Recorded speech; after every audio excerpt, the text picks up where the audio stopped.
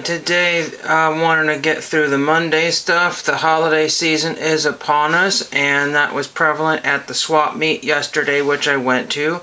Lots of card vendors, so if you're in the local Salem area, there was a bunch of cards now. Would they have been the cards you would have wanted? Maybe, maybe not. I'm not really sure. We'll just go through a bunch of stuff, and I got some mail today, and we'll open that up very quickly. Let's go through the cards that I picked up here. These were all in top loaders and penny sleeves, which is nice for some people. But you know what? They're just cards that you just don't need the penny sleeve or top loader. Especially Tom Seaver from 1974, if there happens to be a big honking crease in there. Now, that only cost me $1.50 to get this card. That's probably worth about $1 to $2 in this condition, maybe if you're lucky. But that big crease turns it into a $0 prospect. And, you know, somebody would probably, you know, be high bid at $1.75, but I could not see that crease, and that's what the penny sleeve and the top loader are for, to hide the damage. And then I saw the damage on this one in the corners, but I didn't see the overall damage on this one. But mind you, it's only 50 cents. You know, when you have a rookie card of Ricky Henderson, and then you get his second or third year card, and it drops off of a cliff, so you've got like $100+ card here, and then you've got a card that's 50 cents because it's messed up. So corners are messed up. There's 1, 2, 3. Think of it this way: it's been kind of bowed a little bit like this. So, you know, been setting on or something like this, or, you know, for maybe a couple of days, a while, somebody may have decided not to, or they just went punk, punk, punk, and there's a big crease down in here, so that I could feel it all the way back here. But I did not have either of those cards here, so those are just going to go in set builds or what have you. Not worry about it right now. Then I got some cards here from the 5 for $1 box. He said 4, but he just said I'd just make it 5, so I said okay, fine. So Michael Chiesa, I wanted that one, and he didn't want to make change, so it was this way of doing that. And so we got Beth Phoenix here. We have Dewdrop. I think she goes by another name now. I don't really care about WWE. The former owners of the WWE, the McMahons, are just pigs. Gross. They just ruined all the wrestlers, and basically they're just awful people in general. So, Sensational Queen Sherry, there's that. So I don't watch wrestling, but I just, you know, made $1 there. So that was fun. I picked up a lobby card, and this lobby card was $3. I won't get into the story of how I got it for $3, but it has been through the ringer. It was folded like this. Folded like this, you can see, for probably 70 years. I don't know how old this is, but I think, I do, it's from like 61. Now, if you don't know anything about lobby cards, when the movie theaters were done with it, they just threw them away, put them aside, or they gave them to people that asked for them. And so some of them are ridiculously rare, and some of them, like this one, I've never seen this one in my lifetime, The Boy Who Caught a Crook. And this is from like 1961. It's got Roger Morley, and he was I think a Mickey Mouse Club kid, and he's also still alive. He's in his mid-70s, and I want to see if I can get his autograph. Not on this item. The reason why I bought this, only because it was $3. Not only, it's peach right here. It's all peach color and kind of a grayish on peach, but it's just not showing up as such on the camera. But also, I think this would frame really well. It's just a nice image of a vintage police car, a Ford police car with the 2 officers back there. I think that's really, really cool.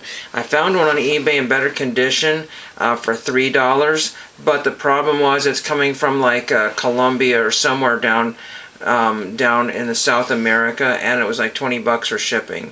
So this will look fine just framed. I'm not worried about it. It was the image first and condition second. That's what you got to realize about that type of stuff. I almost forgot here, but we're going to look at the mail here, and we have one from San Juan, Puerto Rico. So you may know who that is already. And there's my stamps there. There's 40 and whatever that is and whatever that is.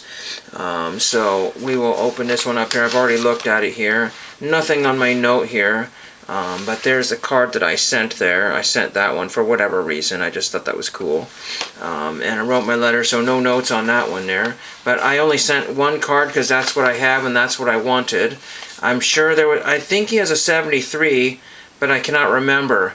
He probably does have a 73. I was not thinking, oh my gosh.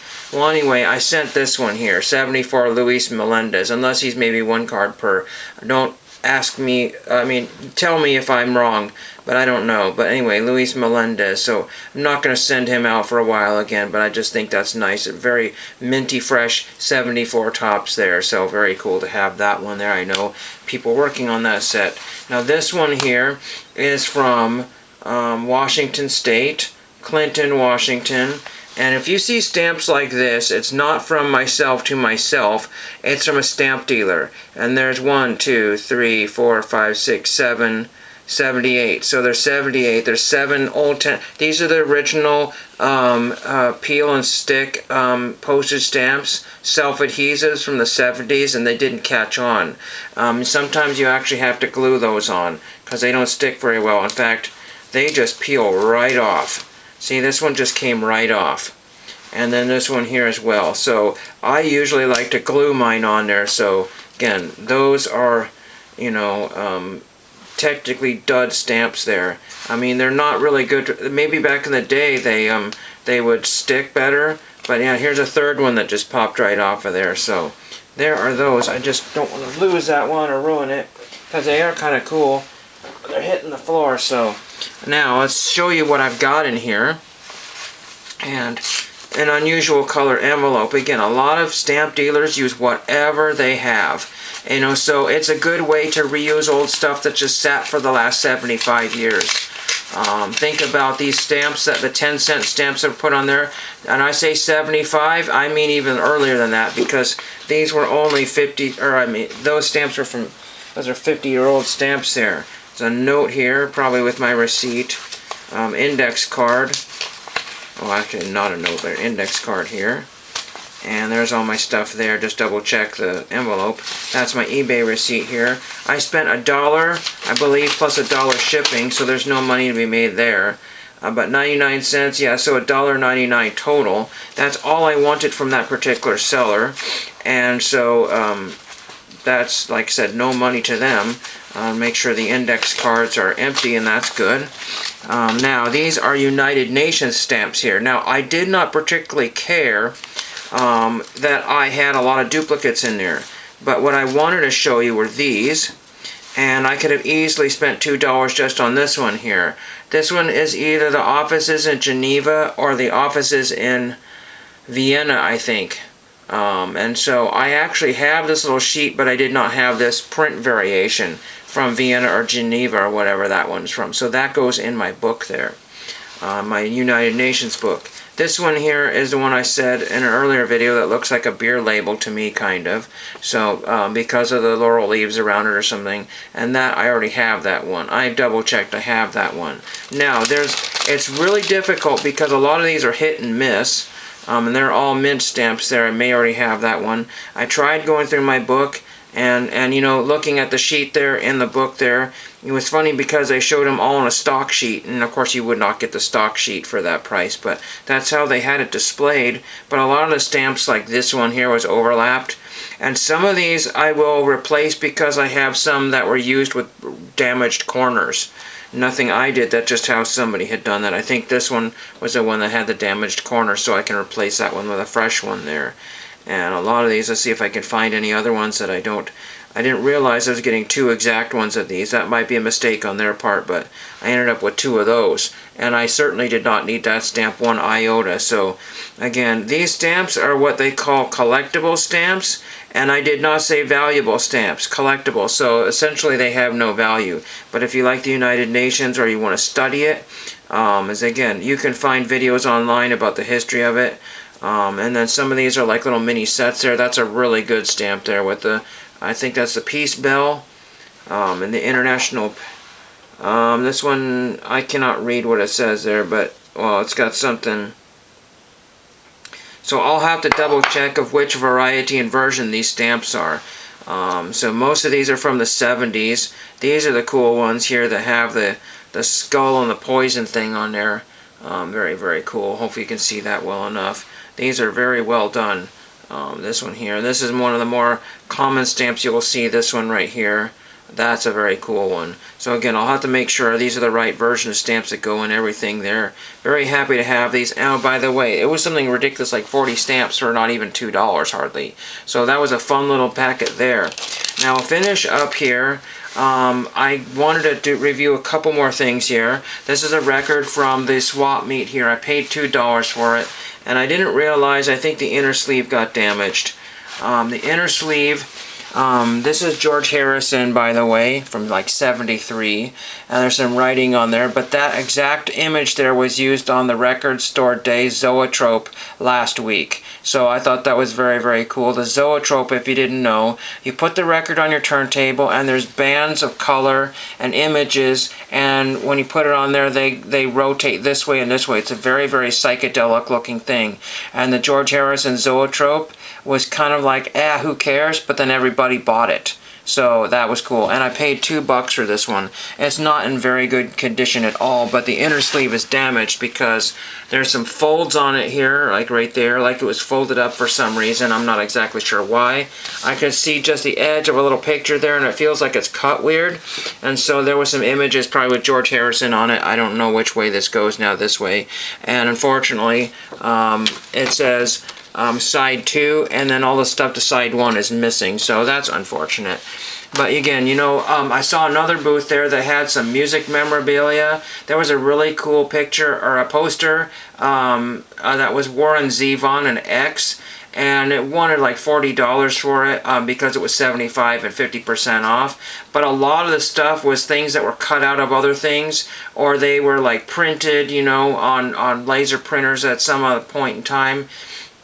So unfortunately, these were just things that people had put together either to scam people or, you know, and it's just unfortunate. A lot of stuff that was made for something, for decorative purposes, gets into stuff that was, you know, so you never know what you were looking at. So that's a lot of the stuff that I was looking at the show. I did not know what I was looking at. And a lot of the vendors did not know what they were looking at either. So if they didn't know, they just put a high price on it. Like I said, the Warren Zevon poster and X might have been, you know, the deal of the day at $40, and it was all wrapped up in a piece of plastic. I have a feeling I know where that came from. You know, whether it was concert used or not concert used, I've no earthly clue. There are just so many reproductions and fakes and everything. But then when you can come across something like this for $3, that's an original that has a really kind of a cool significance to it. And the last thing here is that my uncle reviewed this document here a little bit here, this one here. He watched it on Apple TV or whatever, Bart versus Australia, and he couldn't find this image there. So I'm not exactly sure what that is. And it's interesting because there's a big gap right here. That could be a gap right there. We don't know what that is. You know, Bart or Lisa could have been sitting somewhere in there, or that actually could have been just nobody, or somebody over here. And so even though it's got the production markings on there, and it's actually used from The Simpsons in one of their episodes, whether it was a cut scene, I don't know. But again, I found sort of a frame, this image that I flipped over backwards, slipped, and so there's a bunch of extra crud there, and that's just the back of it there. So I might need to throw in an extra piece of cardboard in there, but I'm happy to have that in a frame of some kind for now. And the other one needs a frame, but I want a kind of nondescript, like 50s era type frame to throw that in. So that will be another day, and I'll find a nice spot for that one. That's pretty much it. A lot of stuff to get through today. I could show you some other stuff. I got some cool pins, and but you know, the swap meet was a bust. The Goodwill afterwards, I was looking for a frame for that. It was just 100% a waste of time. But a fun time was had by all, and money was made by none. And thank you for watching.